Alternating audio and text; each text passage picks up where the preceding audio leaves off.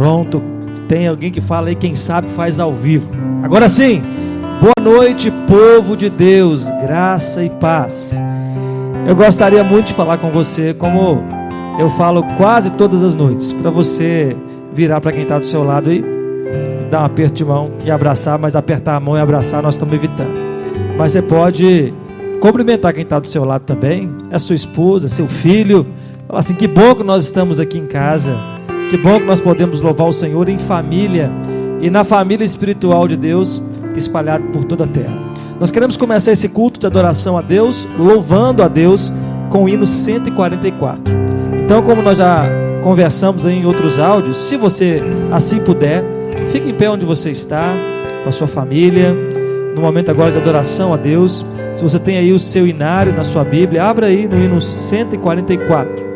Creio que também iremos projetar, não sei se terá aqui a projeção para você acompanhar, aos poucos vai colocando, mas tem no seu celular, tem na Bíblia, com o inário você pode acompanhar. Hino 144, segurança e alegria. É assim que nós nos sentimos na presença do Senhor. Eu quero te convidar a adorar a Deus com esse hino. Todos juntos. Hino 144.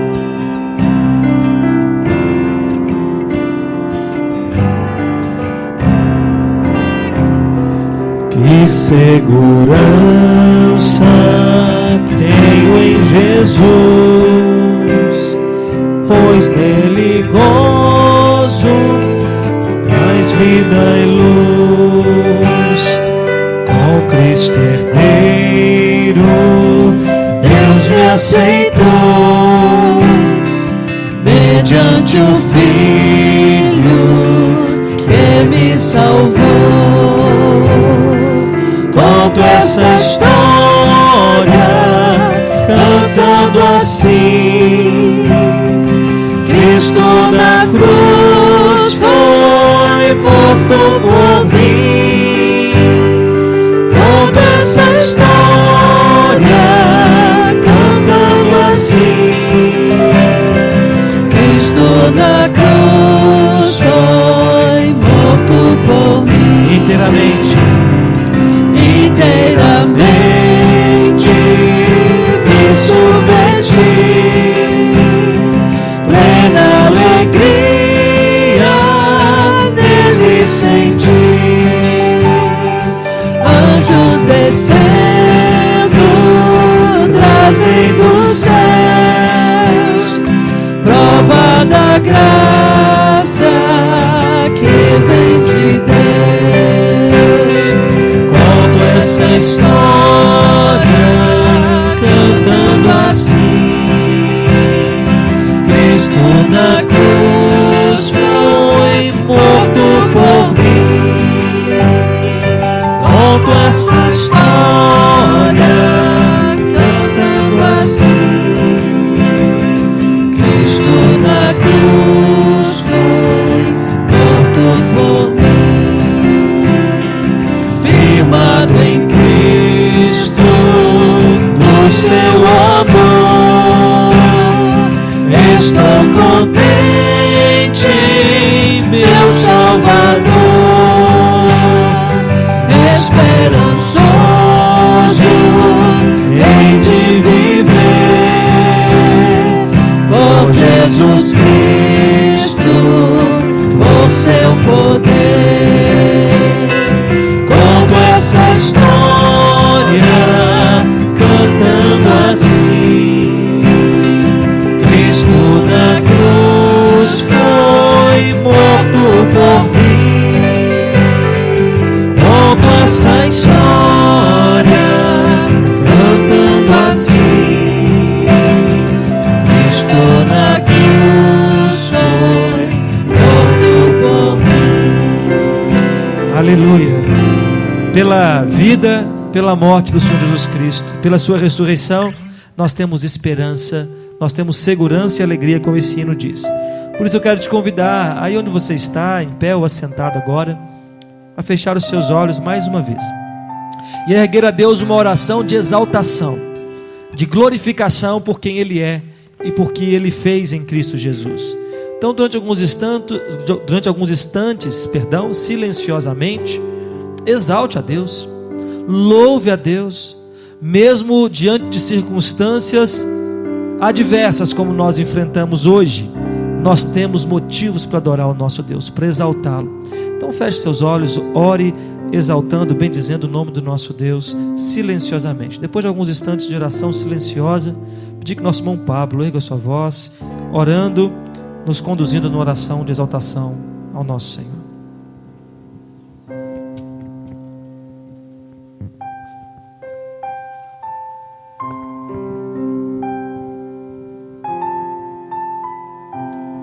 Grandioso Deus, nós exaltamos o seu santo nome nessa noite. Nós exaltamos o Senhor porque é o único que é digno de ser exaltado. Não há nenhum outro Deus nas nossas vidas que tem o poder de fazer o que o Senhor faz por nós, que tem o cuidado que o Senhor tem com nós. E nós exaltamos o nome do Senhor nessa noite. O nome do Senhor seja glorificado em toda a terra, Senhor, porque mesmo em meio a tempos difíceis, nós podemos ser felizes, nós encontramos a alegria, porque é o Senhor que nos dá a alegria de vivermos cada dia, mesmo em meio a tempos difíceis. E nós exaltamos o nome do Senhor por isso. Nós exaltamos porque esses dias é difícil para nós, mas já estava escrito. O Senhor já sabia de que isso iria acontecer. E o Senhor já tem preparado cada coração para enfrentar esses tempos difíceis. Nós exaltamos o nome do Senhor porque nós temos a certeza da vitória desses dias que irão passar. E nós vamos glorificar mais ainda, sairmos vitoriosos desses dias. Nós te agradecemos, Deus. Exaltado seja o nome do Senhor. Amém. Amém. Louvamos a Deus pela sua bondade, pelo seu sacrifício que nos dá segurança e alegria. Isso nos faz louvar o seu nome. Mas eu queria te convidar a ler comigo agora o Salmo 121. Abra sua Bíblia comigo no Salmo 121. Um salmo que fala de Deus como fiel guarda dos homens. É um salmo muito conhecido. Nós vamos cantar uma canção que fala desse salmo aqui nessa noite. Diz assim: eleva os olhos para os montes, de onde me virá o socorro? O meu socorro vem do Senhor, que fez os céus e a terra. Ele não permitirá que os teus pés vacilem, não dormitará aquele que te guarda. É certo que não dormita nem dorme o guarda de Israel. O Senhor é quem te guarda, o Senhor é tua sombra à tua direita. De dia não te molestará o sol, nem de noite a lua. O Senhor te guardará de todo mal, guardará a tua alma. O Senhor guardará a tua saída e a tua entrada, desde agora e para sempre. Aleluia. Nesses dias de reclusão, nesses dias de isolamento social, cada saída nossa é calculada. Nós saímos tomando certos cuidados e nós voltamos para casa tomando certos cuidados. Eu espero que você esteja fazendo isso também. Ao chegar em casa, lavar bem as suas mãos, lavar o rosto, se possível deixar os calçados do lado de fora, se possível ainda trocar até a roupa. Cuidados que nós podemos ter para evitar a proliferação desse mal. Nesses dias especiais, nós estamos pensando calculadamente cada saída e cada entrada. Mas se não fosse esse mal, se não fosse esse dia mal, como o salmista nos fala, quando nós falamos também nessa canção, se não fosse um tempo assim, quantas vezes você para meditar na sua saída, na sua entrada? Quantas vezes você sai e agradece a Deus porque você saiu e porque você voltou guardado por Ele? O Salmo fala: eleva os meus olhos para o monte, de onde me virá o socorro.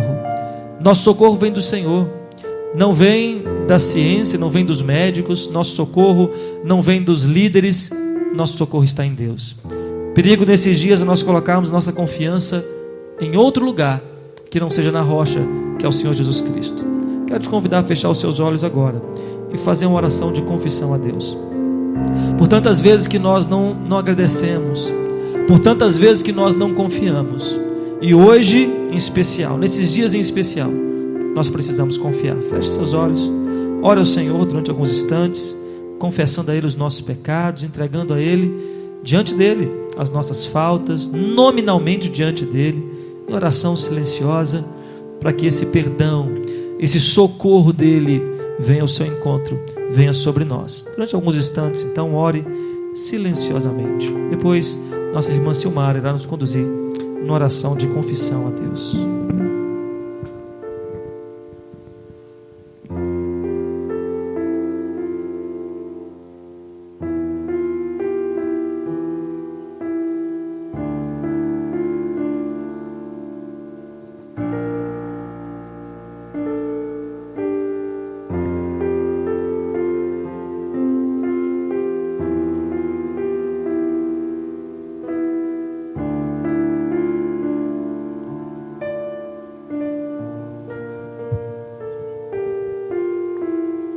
Senhor Deus, nosso Pai, nós louvamos e engrandecemos o nome do Senhor, porque o Senhor é o único digno de toda honra e de toda glória. Pai, nós colocamos diante da Tua presença nessa noite, para confessar os nossos pecados. Meu Deus, o Senhor que sonda o nosso coração, o Senhor conhece o mais profundo do nosso ser, meu Deus. Nessa hora pedimos que o Senhor perdoe, Senhor, todos os nossos pecados, aquele que nós fizemos que desagradou o Teu Santo Espírito, e aqueles que nós nem conhecemos, que são ocultos a nós, meu Deus. Que o Senhor nos purifique, nos lave, Senhor, com o sangue de Jesus Cristo, Pai, porque só este sangue tem poder para nos lavar e nos purificar, Deus, de toda injustiça, de todo pecado.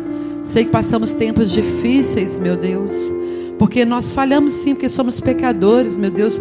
Muitas e muitas vezes somos omissos, Senhor, com as coisas que precisávamos fazer em relação ao que o Senhor tem nos ensinado. Muitas vezes somos negligentes, Senhor, até mesmo com a nossa família, Senhor, em momentos de oração, de busca. Mas aprova o Senhor que nestes momentos que estamos nas nossas casas, cada família na sua casa, pudesse estar reunida em família para buscar ao Senhor. Senhor, desperta-nos, Senhor, a cada dia, para podermos fazer isso, porque sabemos que essa é a Tua vontade, Senhor, e muitas vezes nós negligenciamos isso. Perdoa-nos, meu Pai, que nós possamos mudar a nossa atitude, Deus, que possamos ser crentes, Senhor, mais consagrados ao Senhor, mais santificados conforme a Tua palavra, porque a Tua palavra tem poder para nos libertar, tem poder para transformar. Às vezes nós pensamos assim, não, já passou o tempo que tinha que ser passado, mas não, Senhor, o tempo é agora.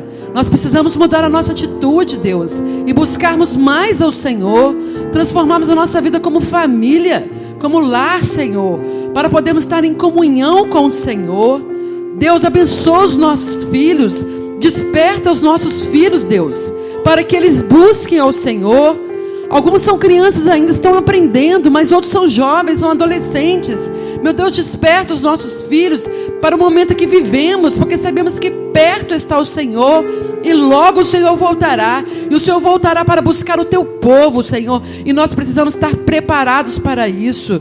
Por isso, Deus, que nós possamos nos conscientizar, estar buscando ao Senhor mais e mais, Senhor, para podermos estar com as nossas candeias cheias do Teu Espírito Santo, para quando o Senhor voltar, nós possamos encontrar com o Senhor nas nuvens e na glória, Senhor, porque esse é o nosso desejo, esse é o nosso anseio.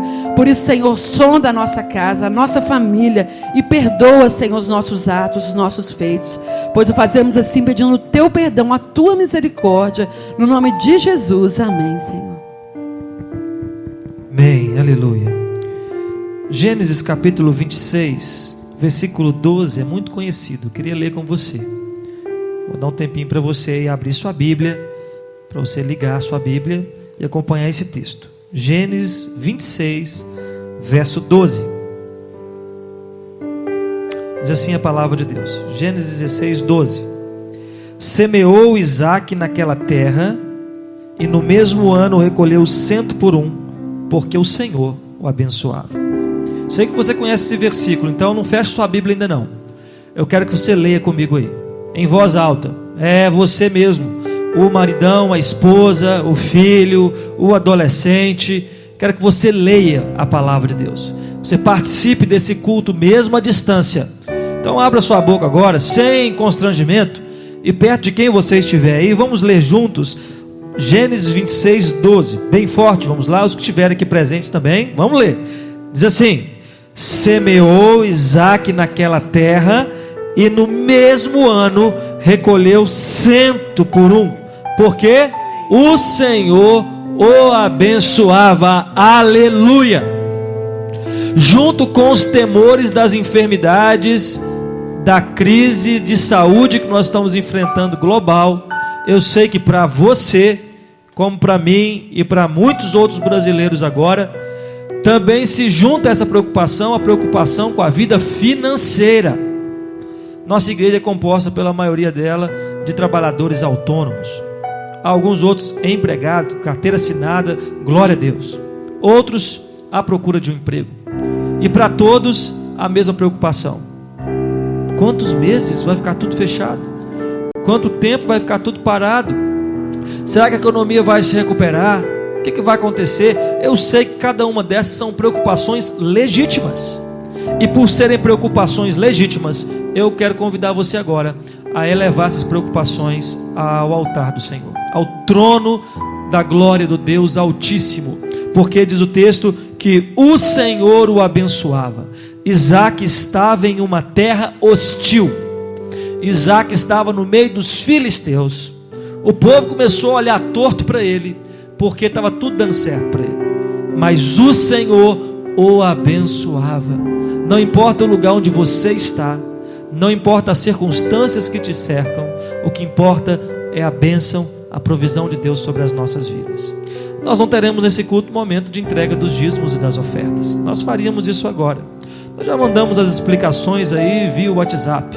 Você tem vários meios de continuar sua contribuição para que a obra de Deus continue mesmo em tempos de quarentena. Você pode fazer o depósito em conta, nós temos lá nossa conta publicada no WhatsApp. Você pode procurar o tesoureiro da nossa igreja, temos o telefone do Henrique para você também procurar. E você pode vir aqui às quartas-feiras de 8 às 9, onde teremos uma escala com oficiais para que você venha apenas depositar a sua contribuição no gasofilácio. Isso é muito importante.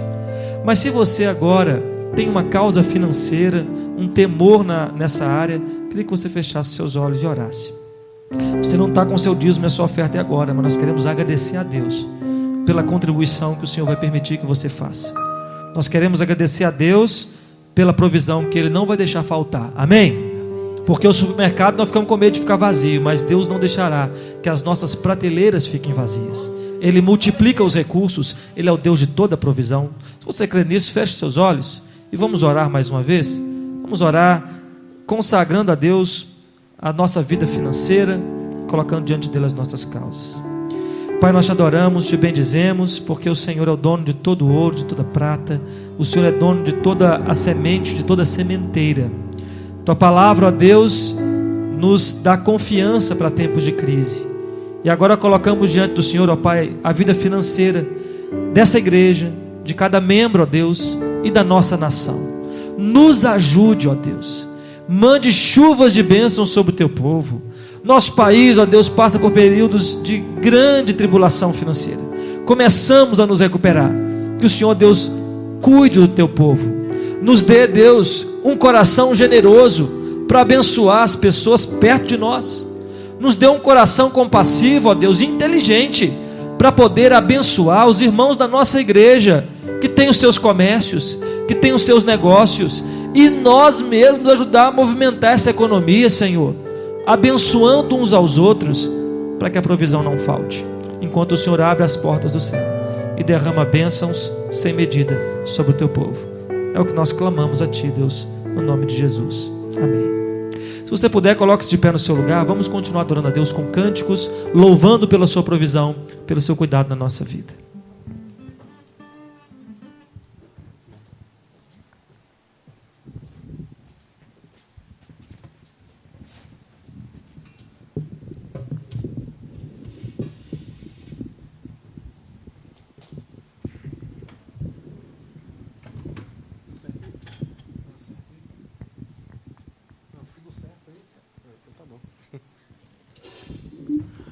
Boa noite, glória a Deus. Vamos continuar louvando o nome do Senhor. Nós já o exaltamos, nós já confessamos a Ele os nossos pecados. E agora é hora de continuarmos adorando a Ele com os nossos louvores, amém?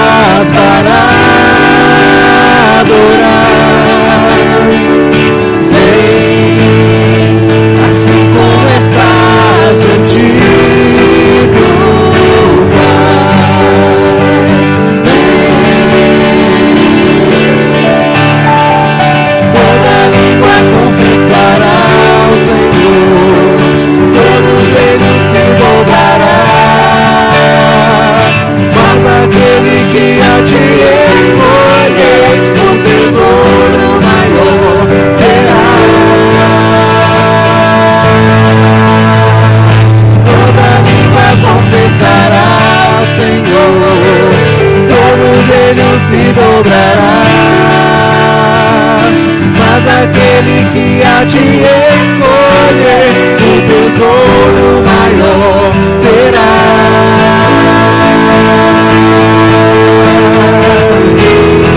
Isso mesmo, irmão. Não importa. Aquele que andar com Cristo terá um tesouro muito maior preparado para nós. Aleluias.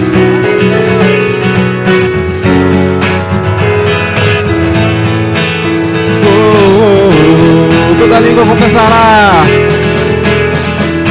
toda língua confessará ao Senhor, todo joelho se dobrará,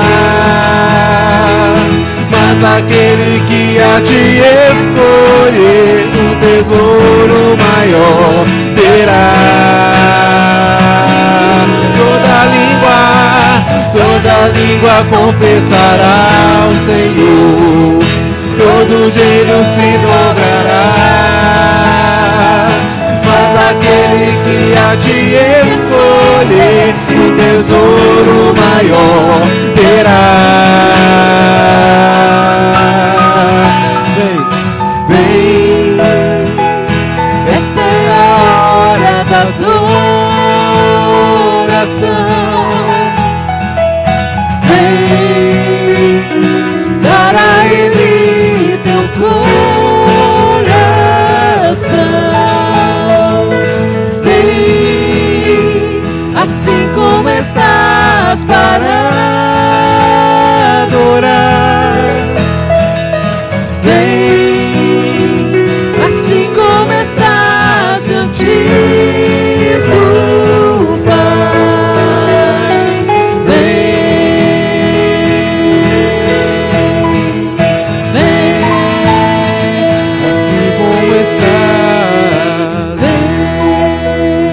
Vem. Aleluias. Glória a Deus, Venha aleluia. como estás, seja enfermo, seja são, Glória a Deus. seja afastado, seja perto, venha como estás para o Senhor. Amém. Nosso Deus é maravilhoso e não há lugar seguro do que o lugar da presença do Senhor. Nós passamos um momento de surto aí, em que os médicos dão a palavra final deles, mas nós sabemos que a palavra final ela vem do Senhor. Quando nós elevamos os nossos olhos para o monte, nós sabemos que o socorro não vem dos montes, mas o socorro ele vem do Senhor. Pode vir num temporal, pode vir um dia mau. Nós sabemos que nós estivermos firmes na rocha, nós estaremos seguros, estaremos vencendo na presença do Senhor, porque o Senhor nos traz essa segurança. Aleluia. Nós louvamos o nome do Senhor por isso. Mesmo diante do temporal, mesmo diante dos dias maus, nós podemos sorrir e glorificar o nome de Deus, porque o Senhor está ao nosso lado. Aleluia. Glória a Deus.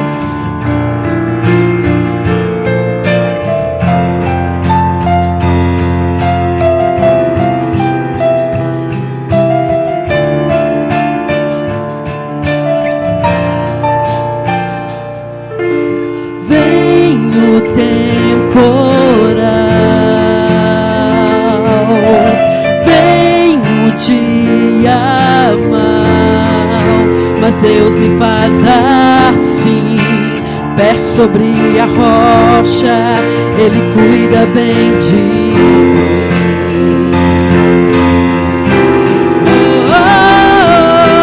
Guarda minha saída, guarda minha entrada, Ele é minha sombra, mão direita que não falha. Durante o dia o sol não pode me ferir, com Ele à noite eu posso até sorrir. Estou olhando para os montes, meu socorro vem de Deus. Não paro de olhar para os montes, Ele não descansa, Ele é o guarda de Israel, Rei da terra e é também dono do céu. Vem o temporal, vem o dia mau, mas Deus me faz assim, pé sobre a rocha, rocha, Ele cuida bem de mim.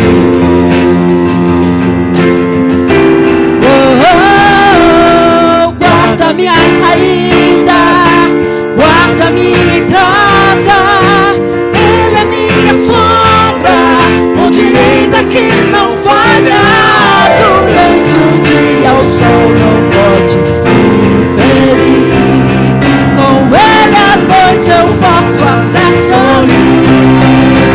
Eu estou olhando para os montes, meu socorro vem de Deus, não paro de olhar para os montes.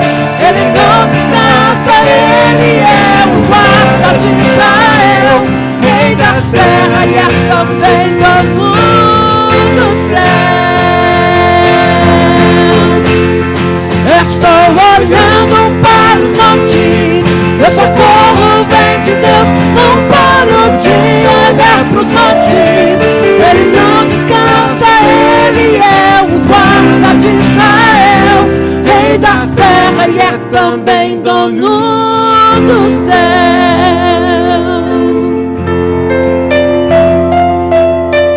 Meu lugar seguro, minha proteção, todo poderoso Deus da minha salvação.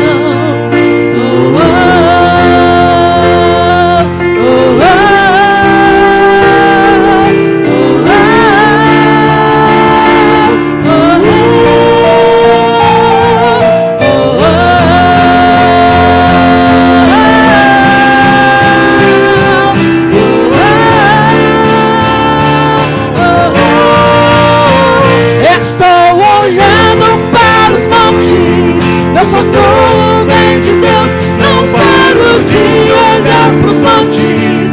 Ele não descansa, Ele é o guarda de Israel, Rei da terra e é também dono do céu. Estou olhando para os montes, meu socorro vem de Deus, não paro de olhar pros montes. Ele não descansa, Ele é o guarda de Israel, Rei da terra e é também dono dos céus. Aleluias, glória a Deus. Bendito seja o teu nome. Nosso socorro vem do Senhor. Tu és maravilhoso, Jesus. Aleluias.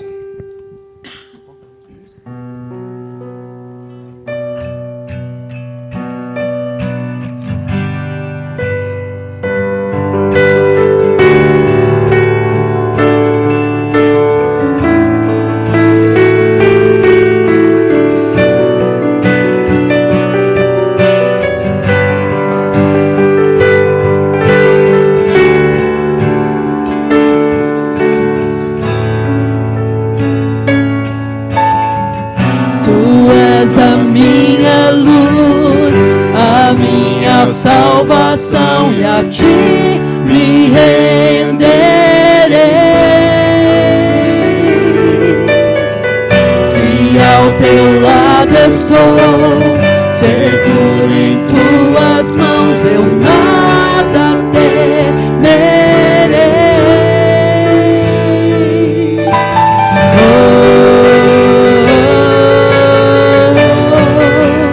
Tu és santo, ó Senhor.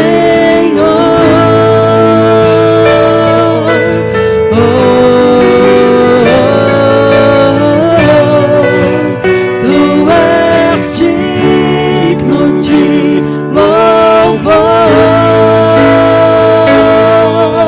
Só em ti confiarei, eu nada temerei.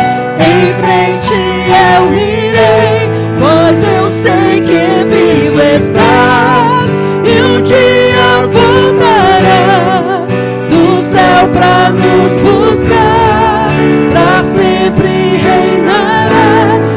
Aleluia. Deus, aleluia, Deus. Tu és a nossa luz, a nossa salvação. Tu és a salvação e a ti me renderei. Se ao teu lado estou, seguro em tuas mãos, eu nada temerei.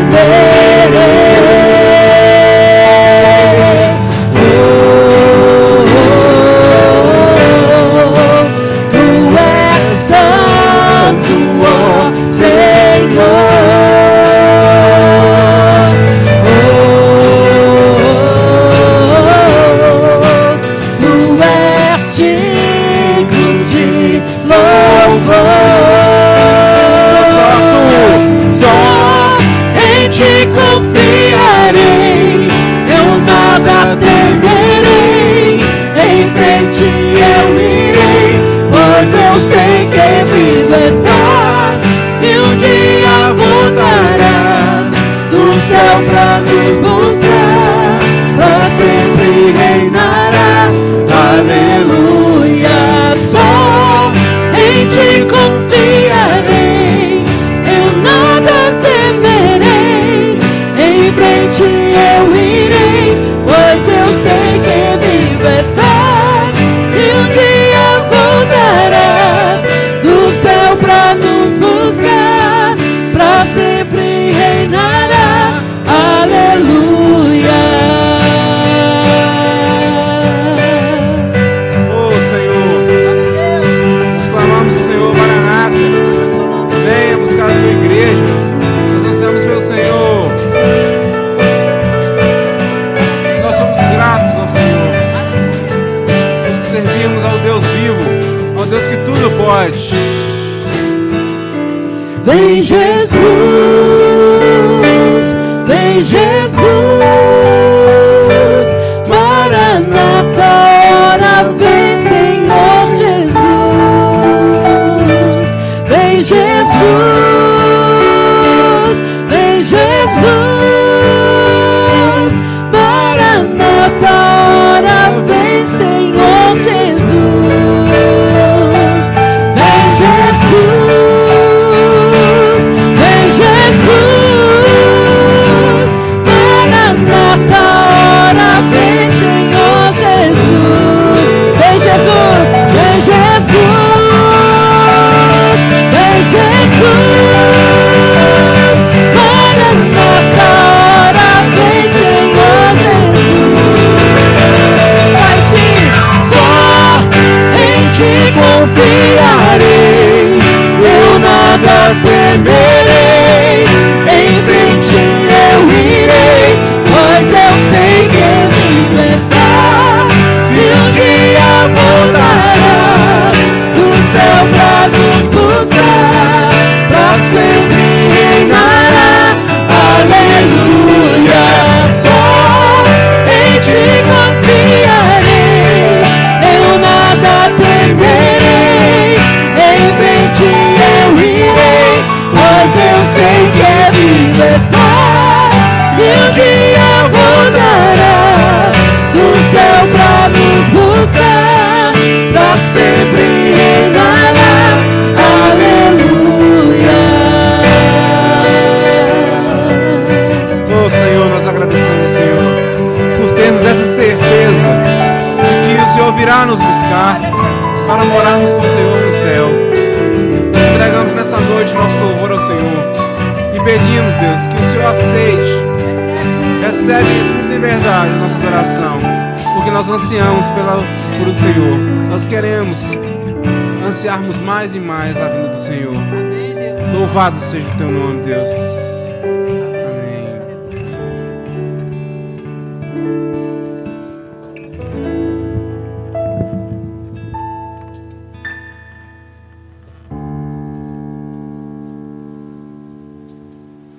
Aleluia, glória a Deus.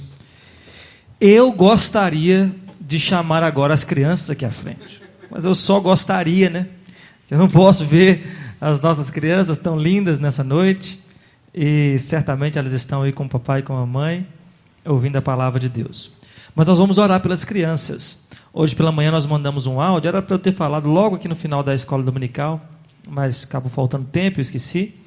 Eu quero lembrar você de você aproveitar as ministrações da Escola Bíblica Dominical, também as pregações de domingo à noite, e depois ler esses textos com as crianças, explicar na linguagem delas com seus filhos, uma forma de você continuar o culto, também no culto doméstico, no culto do lar. Nossa irmã Fernanda, do departamento infantil, ela está mandando um desafio para as crianças, para lerem a Bíblia, nesses dias de quarentena. Desafio feito é desafio cumprido por essa criançada. Então, tenho certeza que vai sair um lindo resultado de tudo isso que nós estaremos passando. Mas não negligencie o seu papel. Sua casa tem uma Bíblia de criança. Seu filho deve ter uma Bíblia infantil. Você pode usar ela como instrumento para você contar as histórias bíblicas para ela. Seu celular, seus computadores, tablets, têm aplicativos com histórias bíblicas que você pode ler e apresentar para os seus filhos. Então, aproveite esses momentos finais de estudo bíblico na Escola Bíblica Dominical para tirar um tempo com o seu filho. Nosso objetivo é que a gente termine um pouquinho mais cedo para que você tenha tempo de fazer isso também. Mas agora vamos orar pelas nossas crianças. Se ela estiver perto de você agora, seu filho, sua filha, coloque a mão sobre ela, sobre a cabeça, abrace, coloque aí o braço sobre ela, a mão sobre ela. Vamos orar, abençoando as nossas crianças, para que elas também, ouvindo a palavra de Deus ministrada, possam ser alcançadas por ela. Senhor, nós te agradecemos pelas nossas crianças. São tantas, Deus, tão lindas. Gostaríamos de nós ter elas aqui nessa noite, ó Deus. Mas permita, Deus, que esse tempo, mesmo dentro de casa, possa ser um tempo proveitoso na vida delas. Ilumine a cabeça do papai e da mamãe, ó Deus, com ideias criativas para contar as histórias bíblicas. Desperte no coraçãozinho delas, ó Deus, um interesse para ouvir palavra de Deus, para ouvir história bíblica, maior do que elas têm de assistir qualquer desenho. O Senhor pode fazer isso. Coloca nelas, ó Deus, uma sede de buscar a Tua palavra, de perguntar, de puxar o papai e a mamãe e falar assim: papai e mamãe, eu quero ouvir a palavra de Deus. Que nesses dias seja um tempo de crescimento espiritual na família, especialmente na vida das nossas crianças. É o que nós oramos, agradecendo no nome de Jesus. Amém. Glória a Deus. Nós vamos continuar a nossa exposição em João sem pressa. Então, tudo bem, mesmo assim à distância, nós temos aí o privilégio de poder continuar meditando na palavra de Deus. Chegamos no último capítulo da primeira epístola de João. Eu quero te convidar a abrir a sua Bíblia lá. 1 João. Ô Renato, peraí, Renato, volta aqui, não vai ainda não, espera só um pouquinho. O Renato estava indo ali, eu quero só chamar ele aqui para voltar. Foi acender uma luz ali. 1 João, abre aí sua Bíblia, capítulo 5, o último capítulo da epístola. Nós leremos do verso 1 a 5. Mas antes de nós lermos o texto, queria chamar aqui o Renato, queria chamar aqui a Cíntia, aqui à frente, aqui em cima mesmo, ó. Vocês não estão vendo o Renato e a Cíntia? Eu tenho que mostrar o Renato e a Cíntia para vocês aqui, ó. Estão aqui, viu? Quem está em casa e achando que eles não estavam aqui, estão aqui. E o Renato e a Cíntia está aqui de chinelo. Estão aqui nos ajudando na transmissão desse culto. Então eu queria que você orasse agora. Nós vamos orar pela palavra que vamos ouvir, mas eu queria também que você orasse pela vida deles agora, agradecendo a Deus pela vida deles, porque através do trabalho deles você está podendo receber esses vídeos aí na sua casa e ser abençoado com a palavra de Deus. Vamos orar mais uma vez? Pai, muito obrigado pela vida do teu povo, porque o Senhor dá talentos, o Senhor dá capacidade e o Senhor dá a Deus disposição para servir. Obrigado porque o Renato, a Deus, e a Cíntia estão aqui nessa noite, estiveram pela manhã. Também todos os membros, ó Deus, do Ministério de Mídias, a Tayla que está ali, Deus, também no computador, Mariana, outras irmãs e irmãos que não puderam estar aqui pelo motivo da quarentena, mas que a tua bênção esteja sobre eles, ó Pai, que o Senhor derrame bênção sem medida sobre a vida deles e os capacite para dia a dia, mais e mais, poder usar esse ministério para glorificar o nome do Senhor. Nós agradecemos no nome de Jesus. Amém. Obrigado, Cíntia. Pronto. 1 João, capítulo 5, versos de 1 a 5. Eu vou ler e você acompanha aí na sua casa, na sua Bíblia, a leitura que nós iremos fazer. A fé que vence o mundo, diz assim a palavra de Deus.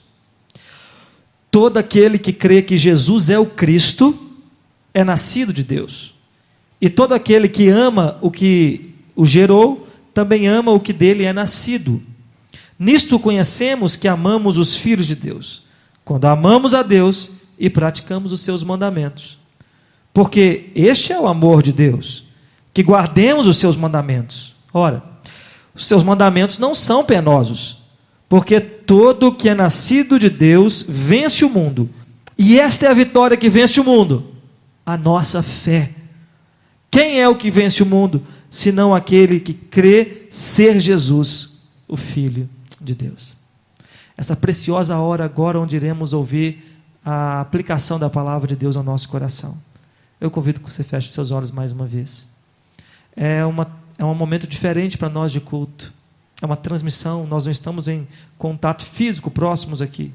Mas a palavra de Deus, que transcendeu os séculos, também transcende as barreiras geográficas. Também transcende as barreiras virtuais. Talvez alguns possam ficar assim meio incomodados, porque o culto é virtual. Mas pior do que perder um culto virtual, é nós perdermos as virtudes de Deus em nós. Então aproveite esse momento agora, quando vamos meditar na palavra de Deus, e ore para que o Senhor fale ao seu coração. Feche seus olhos aí onde você está, na sua casa. Não fique de olho aberto agora. Oração. Ore ao Senhor para que Ele fale com você.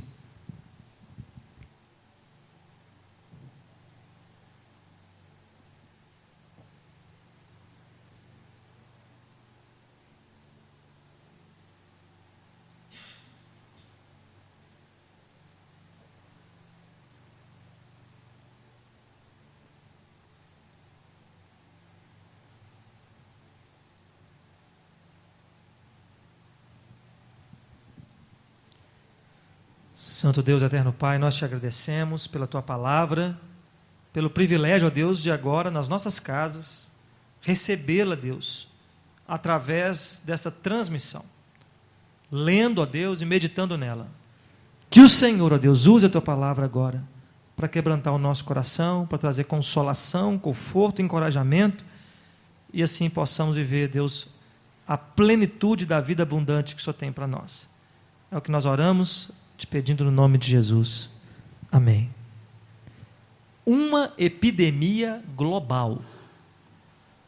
Um terror espalhado por todos os cantos.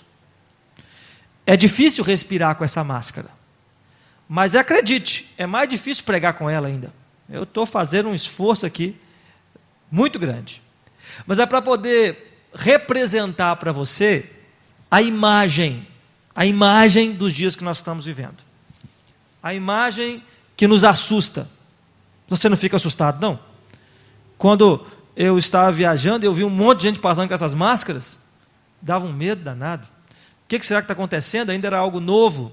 E agora ainda não está sendo muito comum vermos as pessoas andando nas ruas com essas máscaras de proteção.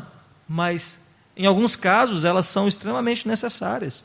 Elas são usadas nos ambientes hospitalares, ambientes onde tem uma aglomeração maior, especialmente nos dias de hoje, para proteger o nosso organismo da contaminação do Covid-19 ou coronavírus, que se espalha pelo ar, pela saliva, pelos lugares onde nós podemos tocar e através da respiração. Então nós sempre lembramos de você cuidar da sua saúde, de você se proteger.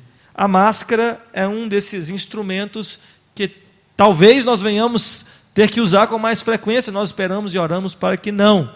Mas ao ver essa imagem, ao ver uma foto de alguém com essa imagem, nós imediatamente nos reportamos para aquilo que está acontecendo. Por isso, eu vou tirar essa máscara. Primeiro, para não assustar você. Segundo, para falar melhor nesse microfone, senão a voz vai sair toda embolada aí no seu áudio. Mas é o coronavírus. Uma ameaça global. Até agora, as últimas informações que nós recebemos aqui pelos portais de notícia, as últimas 8 horas, já tivemos aproximadamente 13 mil mortes em todo o planeta, em virtude do coronavírus. Isso é muita gente. E nós não sabemos exatamente a proporção, a dimensão que essa enfermidade vai alcançar. Já podemos olhar para ela como uma catástrofe mundial, como algo que realmente nos causa temor.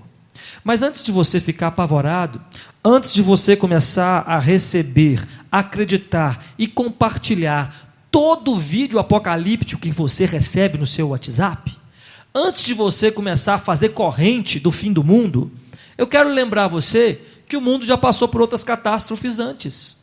Algumas muito antigas, outras mais recentes. Eu quero lembrar você só de alguma delas. Talvez algumas você leu no livro de história, por ordem assim de coisas grandiosas que aconteceram. No ano 79 depois de Cristo, houve a erupção do vulcão Vesúvio em Pompeia. Foi uma catástrofe terrível naquela região. A cidade recebeu as cinzas vulcânicas e milhares de pessoas morreram. Até hoje, centenas de pessoas morreram. Até hoje encontram-se restos mortais de pessoas naquele lugar. Um pouco mais adiante no tempo, em 1906, nós tivemos um terremoto em São Francisco.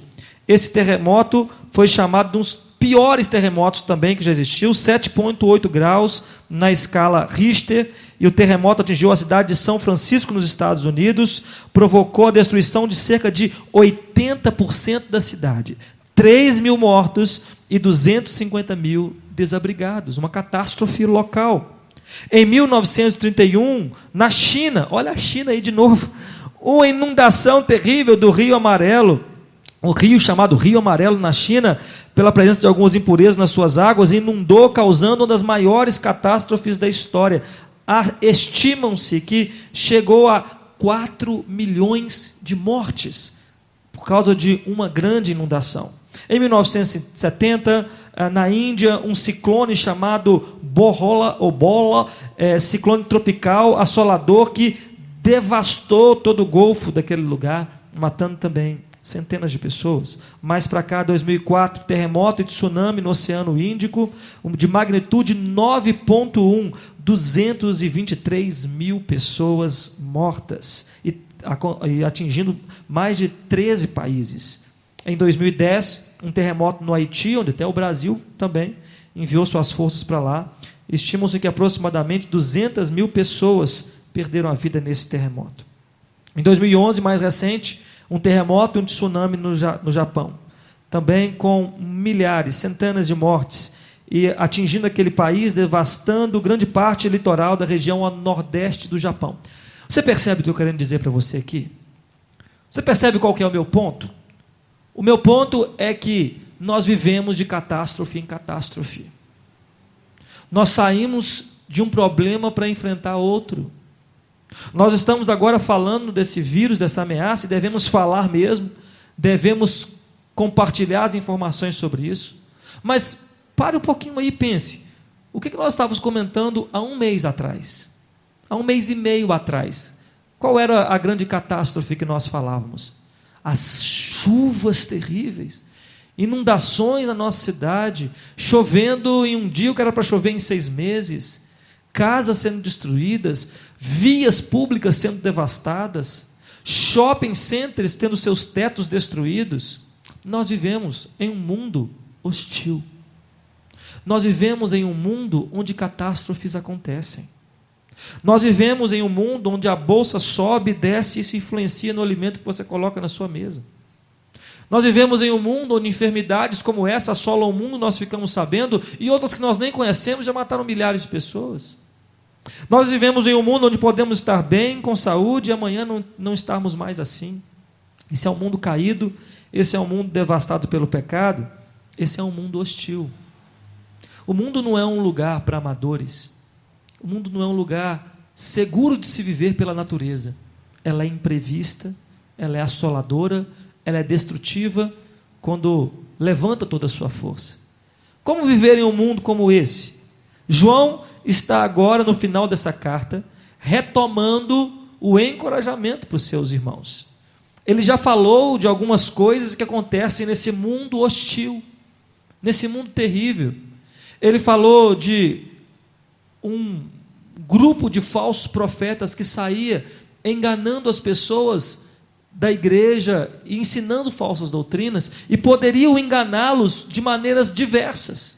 Ele falou do problema da falta de amor, ele falou do problema dos irmãos que não conseguiam viver em comunhão, por causa dos seus pecados, por causa das suas lutas. O mundo é um lugar complicado de se viver. João não esconde as lutas, a palavra de Deus não esconde esses enfrentamentos. A palavra de Deus diz a verdade para nós, Estamos em um mundo que jaz no maligno, estamos em um mundo que está em trevas, mas para aqueles que habitavam em trevas, resplandeceu a luz.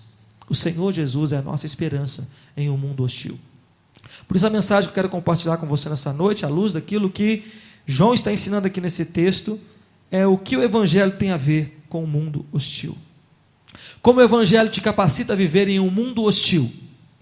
Como o Evangelho te ajuda a enfrentar momentos de crise como esse, financeira, de saúde e de tantas outras áreas. Eu queria que você guardasse no seu coração aquilo que João fala no versículo 4 e 5. Porque todo que é nascido de Deus vence o mundo. E esta é a vitória que vence o mundo, a nossa fé. Existe vitória sobre o mundo hostil. Glória a Deus. Essa vitória está no Senhor Jesus. Nessa fé, que ele vai continuar no versículo 5. Quem é que vence o mundo, senão aquele que crê ser Jesus, o Filho de Deus. Então preste atenção aqui. O Evangelho tem resposta para a sua vida. O Evangelho de Jesus tem encorajamento para você. O Evangelho de Jesus te prepara para viver no mundo de catástrofes. Essa catástrofe vai passar, mas não se engane, outras virão. Catástrofes globais, nacionais, mas catástrofe dentro da sua casa, dentro do seu coração. Crises internas, temores externos, lutas que enfrentamos constantemente. Como viver em um mundo hostil? O Evangelho é resposta para que nós possamos vencer o mundo, mesmo ele sendo um mundo oposto a Deus, um mundo cheio de fragmentos da queda como esse que nós vemos, através de uma mudança da nossa consciência, através de uma renovação das nossas afeições, do nosso coração, e através do encorajamento da nossa vontade. João nos mostra isso de 3 formas aqui. Primeiro, falando da consciência. A fé, o Evangelho de Jesus, ele trabalha em 3 áreas da vida do homem: na mente, no coração e na vontade. Quando ele fala nossa mente, nós compreendemos o que a palavra de Deus diz para nós acerca de Jesus. Quando ele nos fala ao coração, nós sentimos vontade de agradar a Deus. E quando ele fala a nossa vontade, nós fazemos aquilo que agrada a Deus. Então, quando fala de um mundo hostil e do Evangelho, João traz para nós aqui essas 3 áreas e como o Evangelho trabalha nas nossas vidas. Em primeiro lugar, na nossa consciência, na nossa mente. Ele começa falando isso no versículo 1, ele termina falando isso também no versículo 4. O versículo 1 diz: todo aquele que crê. Exercício da fé. Como viver num mundo hostil? Você precisa crer. Crer. E no versículo 4 ele diz: porque todo que é nascido de Deus vence o mundo. E essa vitória que vence o mundo, a nossa fé. No primeiro versículo ele fala de crer, exercitar a fé. No 4º versículo, penúltimo versículo, ele fala que é isso que vence o mundo, a nossa fé. João está falando da nossa consciência, a nossa razão. Mas antes de você pensar aí sobre fé, deixa eu falar para você 3 coisas que a fé não é. 3 entendimentos errados que nós podemos ter sobre a fé em tempos de crises, no mundo hostil como o que nós vivemos. Em primeiro lugar, a sua fé não é um amuleto. Guarde isso. A sua fé não é um amuleto. Nós ouvimos pessoas de diversas situações, de diversos níveis de comprometimentos com Deus e com a sua palavra, autoafirmarem, autoproclamarem-se pessoas de fé. E elas dizem isso: eu sou uma pessoa de muita fé, porque eu acredito. E dizer que acredita de maneira cega e resoluta se torna um mantra dessa pessoa. É quase uma seita oriental. Você já ouviu aquelas seitas orientais?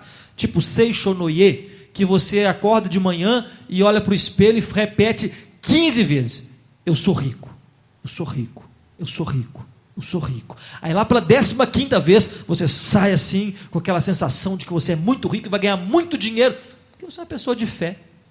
Para algumas pessoas, fé é só um amuleto.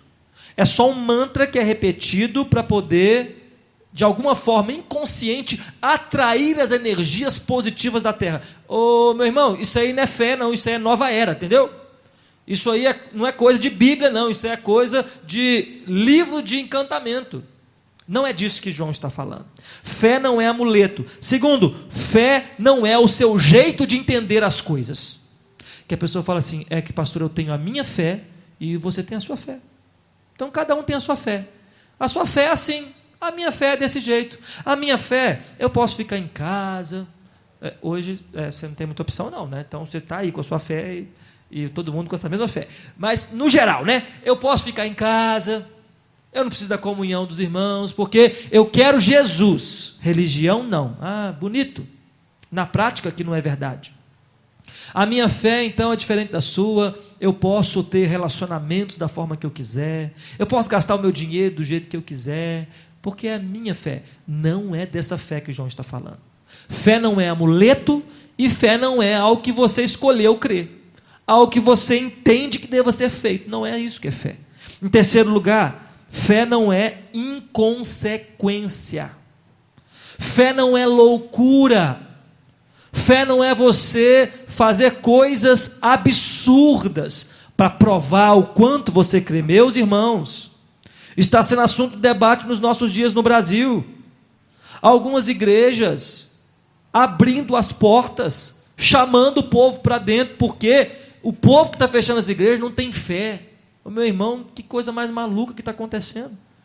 A ponto de igrejas estarem tendo que receber ordem algumas para poder mandar o povo embora. Há pouco tempo agora, uma dessas igrejas estava relutando contra o Ministério Público para poder permanecer, reunindo seus membros. Fé não é inconsequência. Fé não é loucura. Fé não é tentar a Deus, colocar Deus à prova.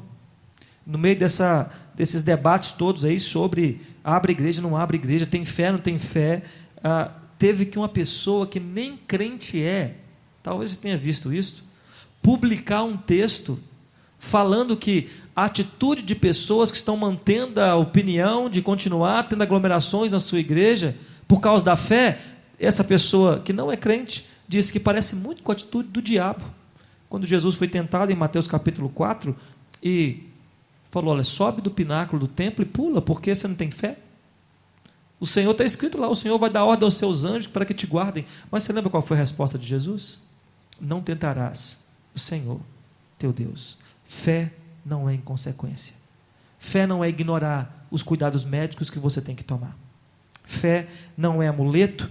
Fé não é o seu jeito de entender. Fé não é inconsequência. A Bíblia nos fala o que é fé. Você conhece o texto clássico de Hebreus capítulo 11, versículo 1, que diz assim: ora, a fé é a certeza de coisas que se esperam, a convicção de fatos que se não veem. Então a Bíblia nos afirma em geral que a fé é uma convicção inabalável em Deus e na sua palavra. Realmente nós cremos contra a esperança. Nós nos mantemos firmes quando todos os outros já estão esmorecendo. Nós vamos em uma direção enquanto todo mundo está indo em outra. Realmente fé nos leva a fazer isso em algumas circunstâncias. É uma confiança em Deus, mas através daquilo que Deus revela, daquilo que Deus ensina. E a palavra de Deus também ensina prudência.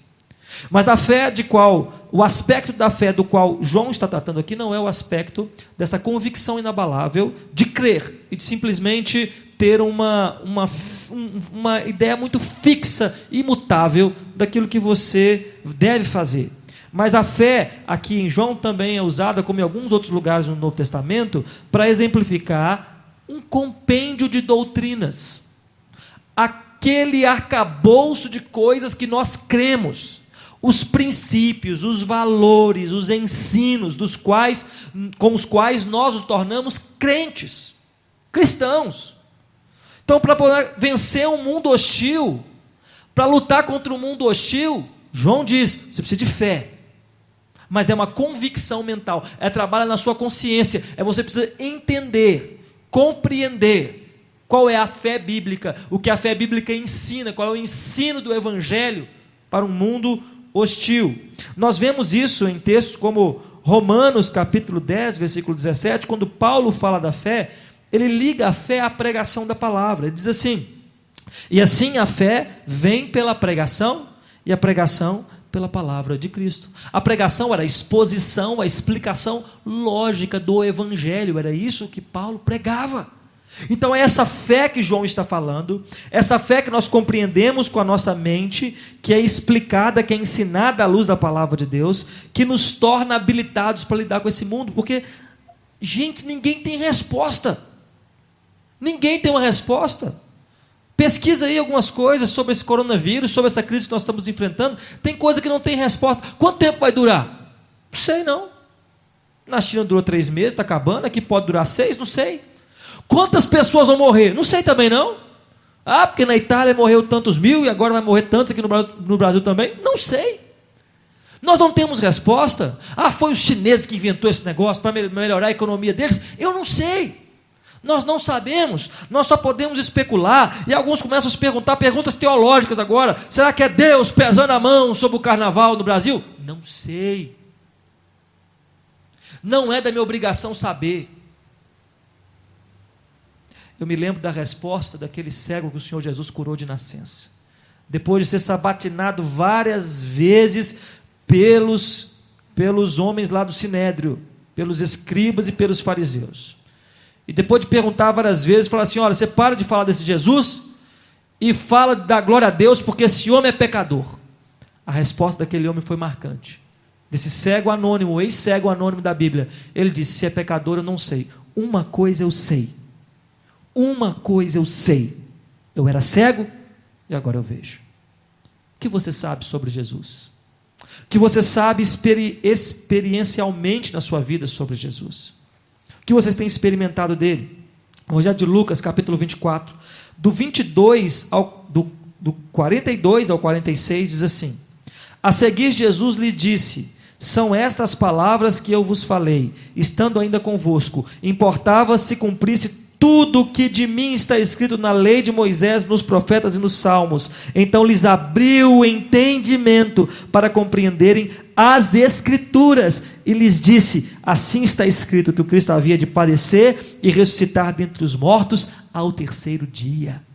Jesus abriu o entendimento deles, para que eles pudessem entender as Escrituras. E o que as Escrituras ensinavam? Disse Jesus, acerca de mim, da minha vida, da minha morte e da minha ressurreição no 3º dia. O Evangelho.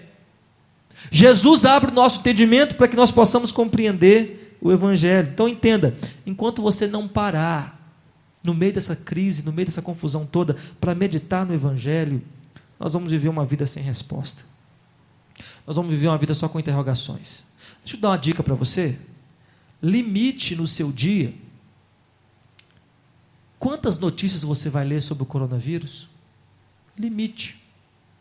Porque eu estou vendo pessoas que estão ficando já alucinadas com esse negócio. Começa às 6 horas da manhã e vai vendo notícia, mais notícia, mais notícia, mais notícia. Aí começa o jornal, para tudo para ver o que está acontecendo, e mais. E lê notícia verdadeira, e lê fake news, e vai misturando isso tudo na cabeça, e vai ficando uma confusão danada. Aqui, escolhe 1, 2, 3 para você ver no máximo, e tira um tempo para você meditar no que a palavra de Deus tem para dizer para você. Qual é a boa notícia da palavra de Deus para você? Para que você possa encontrar vitória no mundo hostil. Segundo, o Evangelho nos ajuda a viver no mundo hostil, transformando as nossas afeições. Ilumina nossa mente, mas muda também o nosso coração. É atribuída a Blaise Pascal a seguinte frase: o coração tem razões que a própria razão desconhece. Uma frase muito usada em casamento, muito bonita. Mas o que essa frase quer dizer é que as emoções, as afeições têm uma linguagem, um poder e uma ação que muitas vezes excedem a nossa razão, vão além da nossa razão, mas condicionam, nos impulsionam para tomar atitudes transformadoras na nossa vida. Não adianta nada você entender, e não adianta nada até você acreditar no que a fé ensina. Se isso não atingir o seu coração, não há transformação. Se isso não atingir o seu coração, isso não vai mudar a sua vida. E João vai falar sobre isso no versículo 1, ele diz, o que é nascido de Deus é todo aquele que ama a Deus. No versículo 2, nós conhecemos que amamos os filhos de Deus, quando amamos a Deus e praticamos os seus mandamentos. O conhecimento de Deus não gera frieza espiritual. O conhecimento intelectual de Deus, da palavra de Deus, das doutrinas de Deus, não gera distanciamento das pessoas, mas gera uma afeição por Deus e pelo próximo. Uma fé que se limita apenas ao conhecimento racional, sem jamais produzir amor de Deus em nosso coração, é tão inútil quanto um garfo para você tomar sopa. Uma fé que fica só aqui, não desce para o seu coração, não transforma as nossas vidas. Por isso João insiste na linguagem do amor em toda a sua epístola. O amor de Deus e o amor ao próximo, na linguagem de João, no ensino bíblico, amar a Deus e amar ao próximo são dois lados de uma mesma moeda. O Evangelho só pode dar o que ele promete porque ele produz uma mudança de dentro para fora, recalibrando o nosso coração quebrado, que vive nesse mundo caído. É só o Evangelho que pode fazer isso. Ele tem que atingir as nossas emoções, as nossas afeições. E como o Evangelho faz isso? De duas formas. Olha só o que diz o Salmo 27, versículo 8. O Salmo 27, 8 diz assim: ao meu coração me ocorre, buscai a minha presença. E o salmista responde: buscarei, pois, Senhor, a tua presença. Sabe quem faz isso? Deus. É o Evangelho que põe no coração afeição por Deus. Diz o salmista: eu senti no coração a vontade de buscar a Deus. E ele respondeu: buscarei, pois, Senhor, a tua presença. O que o salmista está dizendo? Essa vontade de buscar a Deus não vem de mim. Essa vontade de ler a Bíblia não vem do meu coração. É Deus que coloca ela aí. É o Evangelho que recalibra o meu coração para não querer buscar as coisas do meu interesse e buscar as coisas do interesse de Deus. Olha, eu sei que existe, eu sei que acontece, mas eu gostaria de ver aquela criança que acorda assim, doidinha para fazer uma oração, doidinha para ler a Bíblia, né? Ou aquele pai que acorda assim e está atrasado, não é para tomar um café não, é para ler a Bíblia. A gente quer logo comer, a gente acorda logo, quer saber do pão, da manteiga, do café, das notícias, do celular. Depois, lá no final do dia, quando a gente lembra, não, tem que ler a Bíblia, deixa eu ler aqui rapidinho, ler aquela coisa assim, aquele fast food espiritual. Mas quando a nossa mente compreende o que Jesus fez por nós, que Jesus fala lá para os discípulos em Lucas, que tudo aquilo que Moisés e os profetas disseram dele, sobre a sua morte e como ele deveria ressuscitar, nosso coração é recalibrado, nós amamos mais a Deus do que a nós mesmos. Nós passamos a amar o Senhor, nosso coração está para Ele. Então isso é a primeira forma como o nosso coração é direcionado para Deus, como o Evangelho muda o nosso coração nesse mundo hostil. Mas vai aguardando que você vai entender como isso se aplica à nossa vida. Romanos 11, 26 diz assim: e assim todo Israel será salvo, como está escrito: virá de Sião o libertador, e ele apartará de Jacó as impiedades. Por um lado, o Evangelho muda as nossas afeições, recalibra o nosso coração, direcionando nossa vontade, nosso desejo, nossa afeição, nosso afeto para Deus. Nós queremos estar com Deus, nós queremos ouvir de Deus, nós estamos em casa, é domingo à noite, a igreja está fechada, mas eu quero ligar meu celular para ouvir uma pregação, eu quero cantar louvores, eu quero participar, porque eu quero Deus. É Deus que faz isso, mas o Evangelho também recalibra o nosso coração, nos dando aversão pelo pecado, querendo nos afastar daquilo que desagrada a Deus. É o que Paulo está falando aqui na sua epístola. Só o Evangelho faz isso. É aqueles testemunhos que a gente ouve, que eu fumava 5 maços de cigarro por dia, hoje eu tenho nojo de cigarro. Eu era um adúltero, um promíscuo, um louco nessa baixada aí, e hoje eu tenho domínio próprio. É o Evangelho que coloca a aversão no nosso coração pelo pecado. Então entenda, se nós vivemos uma vida dissoluta, se nós vivemos uma vida apenas para agradar nós mesmos, buscando o nosso próprio interesse, nós devemos refletir se de fato esse amor, esse entendimento do Evangelho já chegou no nosso coração, a ponto de nós amarmos a Deus e amarmos o próximo. Deixa eu ler para você uma coisa que eu escrevi aqui, sobre como esse amor que o Evangelho coloca nas nossas vidas nos ajuda a lidar com o mundo hostil, com o mundo em crise como o de hoje. A resposta do Evangelho ao mundo hostil não é ameaças. É Deus pesando a mão, hein, em cima do povo. A resposta do Evangelho ao mundo hostil não é contra-ataque. Nós agora vamos manifestar, vamos fazer isso e aquilo, e vamos bater nesse povo aí que está também transformando o mundo nessa baderna. Vamos lá fechar as escolas de samba. Não é nada disso. A resposta do Evangelho ao mundo hostil não é nem o isolamento social que nós vamos então nos afastar de todo mundo agora e viver recolhido, e quando passar esse surto de epidemia, pandemia que nós estamos nele, os crentes vão falar assim: não vamos sair de casa mais não, em casa está melhor, esse mundo está perdido, vamos ficar aqui, a gente pede iFood, pede aí comida delivery, e culto ao iFood também, e pronto, culto delivery, não vamos mais relacionar. Não é essa a resposta do Evangelho para um mundo hostil. A resposta do Evangelho para um mundo hostil é amor.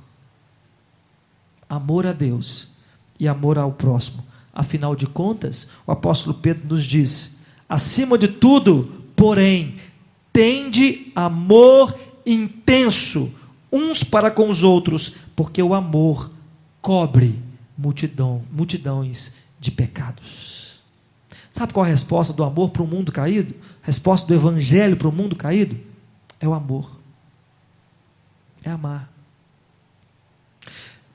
Meus irmãos, nós temos uma oportunidade gigantesca agora de manifestar o amor de Deus nesses dias de crise. Você pode fazer isso de diversas maneiras. Você pode fazer isso respeitando o seu próximo e não comprando no supermercado mais daquilo que você precisa. Você pode pensar nas pessoas que precisam mais do que você e ser uma bênção na vida delas. Você pode pensar nos profissionais que não podem, como você, ficar em casa, mas tem que trabalhar e se expor a esses riscos diários e orar por eles. Você pode cuidar de alguém que está precisando de ajuda agora e mostrar o amor de Deus. Você pode compartilhar coisas boas que você tem. Você pode mandar uma mensagem de carinho para alguém que está longe. Você pode compartilhar um link de pregação para alguém ouvir a palavra de Deus nesses dias tão sombrios. E tem tantas outras coisas que nós podemos fazer, inúmeras, para nessa oportunidade demonstrarmos amor. O tempo, meus irmãos, é de atitude de amor. Nós vencemos o mal com o bem. O mundo hostil não precisa de contra-ataque. O mundo hostil precisa do amor de Deus. O seu amor a Deus, o seu amor ao próximo revelará ao mundo o amor de Deus, através da sua vida. Mas, finalmente, o Evangelho nos ajuda a lutar contra o mundo hostil, através da transformação da nossa vontade. O texto diz que, no versículo 2, nós que amamos a Deus, praticamos os seus mandamentos. E no versículo 3, ele afirma expressamente, mais uma das máximas de João, porque este é o amor de Deus, que guardemos os seus mandamentos. Você tem um coração transformado, uma mente iluminada pelo Evangelho, e isso tem que te conduzir à transformação, à direção da sua vontade voluntária e em obediência por gratidão a Deus. Você percebe que a obediência ficou por último? Não é a primeira coisa que o Evangelho transforma? É a última. Porque Deus não quer uma obediência forçada, uma obediência mecânica, uma obediência computadorizada. É uma obediência que é fruto de uma mente que entendeu o Evangelho, de um coração que ama a Deus. Esse coração que ama a Deus vai sempre fazer a vontade de Deus. Vai sempre agradar a Deus, vai sempre buscar fazer a vontade de Deus. Dizem que Agostinho, dele também a frase que diz: ame a Deus e faça o que você quiser. Porque se você amar a Deus, você só vai fazer aquilo que o agrada. E há vários versículos na Bíblia, meus irmãos, várias passagens que conectam, que ligam a ideia de um coração quebrantado com obediência que agrada a Deus. Eu quero ler alguns para vocês. Romanos capítulo 6, versículo 17, Paulo diz assim: mas graças a Deus, porque outrora, escravos do pecado, contudo, viestes a obedecer de coração a forma de doutrina que fostes entregues. A que fostes entregues. Obedecer de coração a doutrina que foi entregue. Obedecer vontade de coração, com as emoções, doutrina com a sua mente. Essas três coisas trabalham juntas para que nós possamos vencer e viver num mundo hostil. Ainda outro texto, Ezequiel, capítulo 11, verso 19 e 20, um texto muito conhecido. Deus diz assim para o seu povo: dar-lhes-ei um só coração, espírito novo porei dentro deles, tirarei da sua carne o coração de pedra e lhes darei um coração de carne. Para quê? Para que andem nos meus estatutos, guardem os meus juízos e os executem. Executar é colocar em prática. E eles serão meu povo e eu serei o seu Deus. Olha o que Deus está falando que vai fazer. Vai transformar o coração para que nós possamos obedecer, para que nós possamos colocar a sua palavra em prática. Seus mandamentos não são penosos, João diz no versículo 3. Talvez seja isso que você está pensando agora, né? Poxa, pastor, mas obedecer à lei de Deus é tão difícil. Nesse tempo agora de epidemia, nós temos que pensar em nós também, amar o próximo e abrir mão de uma coisa que eu preciso. É tão difícil, mas olha o que João diz, peraí, não é pesado. A palavra penosos aqui quer dizer, eles não são difíceis de carregar. Eles não produzem fadiga. Eles são leves. Leves, João? Ô João, você vive em qual nuvem? Qual acampamento de querubim que você vive, João? Leve. É difícil demais. E o povo de Deus discorda de João. Lá em Malaquias capítulo 1, versículo 13, quando o Senhor está falando acerca dos pecados do povo, olha o que Deus diz. E dizeis ainda. Olha só, Deus está falando, é isso que vocês falam, eu escuto vocês falando. Às vezes vocês estão saindo para ir para a igreja e vocês estão calados, mas eu sei que é isso aí que está no seu coração. Deus está falando com o povo lá através de Malaquias. Será que não está falando com nós hoje também não? Olha o que o povo dizia. Que canseira, que cansaço, mais uma vez ir para o templo, mais uma vez ir para o culto, que canseira. E Deus diz através de Malaquias, e me desprezais, diz o Senhor dos Exércitos. João diz, seus mandamentos não são penosos, eles são pesados não, mas o povo diz, que canseira, estou cansado desse negócio, de ter que fazer isso desse jeito, ir na igreja, culto, e ler Bíblia, eu quero fazer outra coisa, estou cansado demais.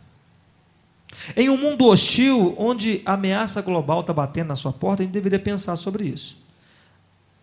Pense bem, por que é tão difícil obedecer a Deus como assim nós pensamos? Pense na ilustração do que nós estamos vendo nos dias de hoje. Tem uma ameaça global. Tem um número de infectados, contagiados, aí aumentando exponencialmente todos os dias.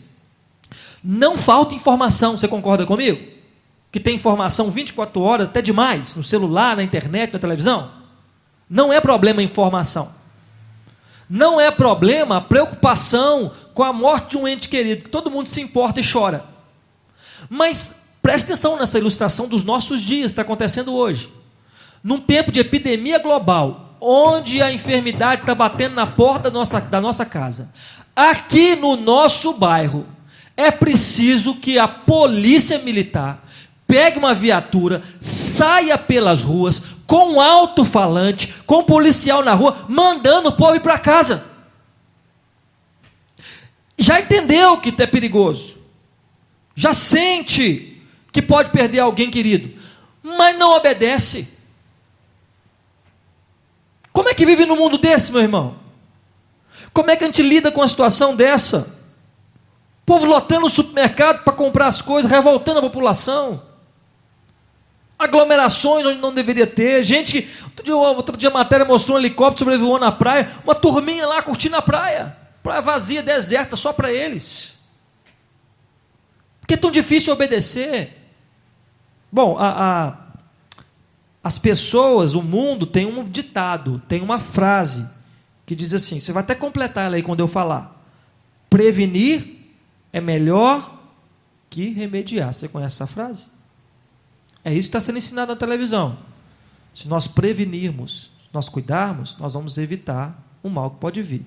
Aí você pode pensar assim, não, está tudo bem, aqui não é igual a China, não é igual a Itália, mas prevenir é melhor que remediar. Essa é uma frase popular, que se encaixa nos dias de hoje. Mas deixa eu falar para você, a Bíblia tem uma frase melhor. A Bíblia também fala sobre isso, ela fala de uma maneira mais profunda. Lá em 1 Samuel, capítulo 15, versículo 22, o profeta Samuel diz, eis que o obedecer é melhor do que sacrificar. Por que é tão difícil obedecer? Por que nós achamos os mandamentos de Deus penosos? Porque nós não entendemos o Evangelho. Porque as nossas afeições talvez não foram ainda totalmente transformadas. O Evangelho nos ajuda a lidar com o mundo hostil quando entendemos que as leis de Deus reveladas na sua palavra, não são para o nosso mal, são para o nosso bem. Quando nós ouvimos os noticiários mandando você ficar em casa, você lavar as mãos, você cuidar da sua saúde, não é porque o governo quer impor uma coisa sobre você, é porque estão pensando no bem de todo mundo. Estou falando bem de governo, estou falando bem da atitude que nós precisamos tomar. Se nós entendemos que essas leis são para o nosso bem, e por isso nós damos um jeito de cuidar delas da melhor forma possível, por que você não pensa assim acerca da lei de Deus também? Quando você obedece à lei de Deus, você não está só prevenindo, você está trazendo coisas boas para você mesmo. Você não está fazendo bem para Deus, você está fazendo bem para você. Obedecer a Deus é aplicar a sua vontade no nosso coração. E o Evangelho nos ajuda a viver num mundo hostil assim. Transforma a nossa mente, transforma o nosso coração, transforma a nossa vontade. Deixa eu concluir com você aqui dizendo o seguinte: o Evangelho te salva do mundo hostil. O Evangelho te salva desses terrores que nós estamos vivendo hoje. Não com a promessa de que você não vai ter mal nenhum. Não usando versículos do Antigo Testamento, falando que praga nenhuma vai chegar na sua tenda, porque já chegou. Você já teve gripe, você já teve aquele negócio lá do mosquito, da dengue, teve esse negócio todo aí. Não é disso que o texto está falando. Não é isso que o Evangelho promete, que você não vai passar por enfermidade, você não vai passar por lutas. Mas o Evangelho traz para nós uma esperança para vivermos no mundo hostil. Ele nos salva vivendo no mundo hostil através da iluminação da nossa mente. Isso quer dizer que a sua esperança não está na ciência. Ele nos salva de um mundo hostil, transformando o nosso coração no nosso coração amoroso. Isso não quer dizer que a caridade em si vai mudar a situação. Ele também nos transforma e nos ajuda a viver no mundo hostil, nos levando a obedecer a palavra de Deus. Isso não quer dizer conduta moral e boas obras para você ser salvo. Isso quer dizer Cristo. Só Cristo completa todas essas 3 características. Só Cristo, de fato, venceu o mundo. E por causa de Cristo, nós podemos vencer também. Não é por você. É porque Cristo venceu o mundo, nós também podemos vencer. É isso que ele diz no Evangelho de João, capítulo 16, versículo 33. Estas coisas vos tenho dito para que tenhais paz em mim. Num mundo cheio de hostilidade, num mundo cheio de perigos, é possível ter paz no Evangelho de Cristo, para que tenhais paz em mim. Porque no mundo passais por aflições, como estamos passando agora, mas tem de bom ânimo, eu venci o mundo, disse Jesus. E assim que Ele nos ajuda a viver nesse mundo, como nos diz também João em Apocalipse capítulo 5:5, diante do trono, do livro selado com 7 selos que ninguém podia abrir, que ninguém tinha dignidade, que ninguém poderia fazer, ele começou a chorar, e no versículo 5 diz assim: todavia um dos anciãos me disse, não chores, eis que o leão da tribo de Judá, a raiz de Davi, venceu para abrir o livro e os seus 7 selos. Ele venceu, Ele é vencedor, e no Senhor Jesus nós também podemos vencer o mundo hostil. Sabe por quê, meu irmão? Porque a pior coisa que o mundo hostil pode fazer por você ou para você, a pior coisa que o mundo hostil pode fazer é tirar a sua vida, é matar o seu corpo físico. E aí o Evangelho nos dá a seguinte garantia. Eu vou terminar ali nesse texto para você, de 1 Coríntios 15, 51 a 58. A pior coisa que o mundo pode fazer com você é te matar. A pior coisa que uma pandemia pode fazer com você é tirar a sua vida. A pior tragédia é morrer. Mas olha o que diz 1 Coríntios 15, 51 a 58. Eis que vos digo um mistério. Nem todos dormiremos, mas transformados seremos todos. Num momento, num abrir e fechar de olhos, ao ressoar da última trombeta, a trombeta soará, e os mortos ressuscitarão, incorruptíveis, e nós seremos transformados, porque é necessário que este corpo corruptível se revista de incorruptibilidade, e que o corpo mortal se revista de imortalidade. E quando este corpo corruptível se revestir de incorruptibilidade, e o que é mortal se revestir de mortalidade, então se cumprirá a palavra que está escrita: tragada foi a morte pela vitória. Onde está a morte, a tua vitória? Onde está a morte, o teu aguilhão? O aguilhão da morte é o pecado. e a força do pecado é a lei. Graças a Deus que nos dá a vitória por intermédio de nosso Senhor Jesus Cristo. Portanto, meus amados irmãos, guarde essas palavras consoladoras para a conclusão dessa mensagem no seu coração. Portanto, meus amados irmãos, sede firmes, inabaláveis e sempre abundantes na obra do Senhor, sabendo que no Senhor o vosso trabalho não é vão. O Senhor Jesus venceu, nós podemos vencer também. Queria orar com você. Feche seus olhos. Vivemos em um mundo hostil, em um mundo onde nós temos diversas lutas. Essa agora é do vírus, mas outras virão. Só podemos viver e vencer o mundo hostil através do Evangelho de Jesus. Ele transforma nossa mente, nosso coração e nossa vontade. Mas ainda habitamos em um corpo tão precário e pecaminoso. Nós necessitamos depender de Jesus. Ele venceu, por isso nós podemos vencer. Ele pode iluminar a nossa mente e o nosso coração, mudar a nossa vontade. Quero orar com você agora, feche seus olhos.